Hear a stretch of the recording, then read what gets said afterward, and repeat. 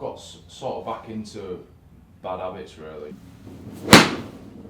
Just talk me through what you're thinking the whole way through. Neutral stance, ball in the middle, a neutral grip. I try and keep this facing outwards. Weight back, as I put my weight forward, I just try and sort of drop my hands a bit. I'm just trying to sort of come in on that angle, not really looking at where it's going or anything like that.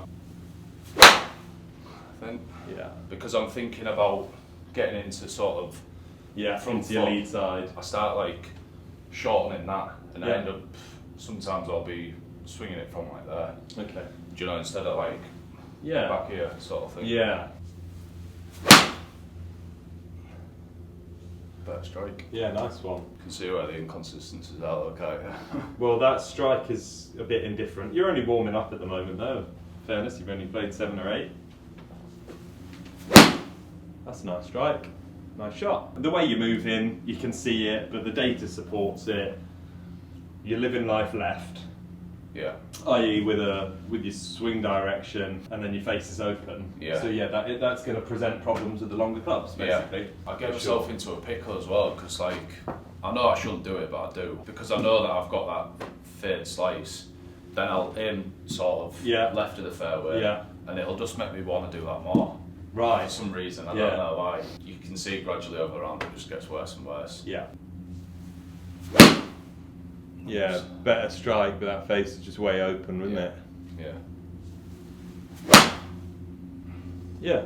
It's pretty consistent though, isn't it? Yeah. As in, you would bet your mortgage on you hitting a fade. Yeah. So feedback-wise, every single shot you've played has faded. Actually, there was one that didn't fade, and it was one of your best strikes. Yeah.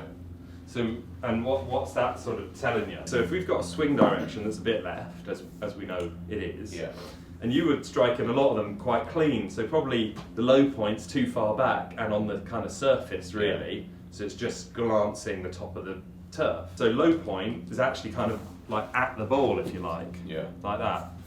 And so if you've got swing direction left, notice where the path is there. Yeah, quite far left. Yeah.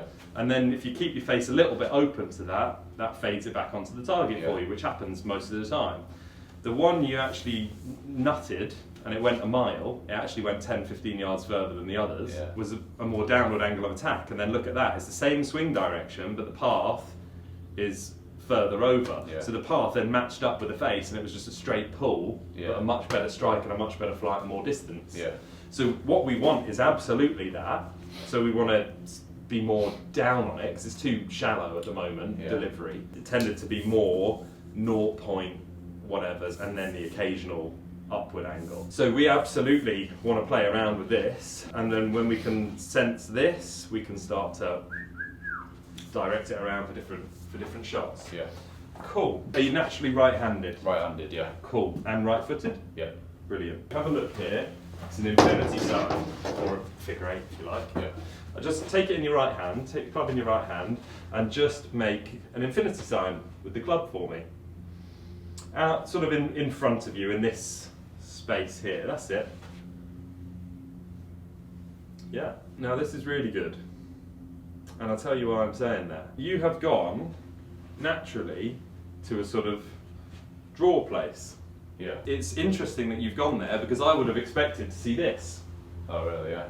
And what's really interesting and impressive and exciting about what we can do is that you just went straight to the wrist. You just notice, tiny bit of elbow involved. So you are separating the use of the wrist from the use of the shoulder. What you did in that last attempt to play a draw in the swing was this. There wasn't this. But what we're seeing now is that you can do it. And actually, your kind of body went there intuitively. Now, so instead of placing your attention on the club head making the figure 8 or the infinity, put it on the handle and expand so that this butt end here, that bit in your hand, create the infinity with that. Maybe just grip it down a bit. So do it with a hand? Yeah, do it with the handle, exactly, let the handle move more. Brilliant. And then notice obviously the club head follows where the handle goes. Can you let this travel, and then release? Right. Brilliant. Well done. Come and stand on that board and do the same thing. Where should my weight be when so my weight should be forward and then... You don't need to ask me that. Alright. It's a good question, I like it, but that is the golfer in you.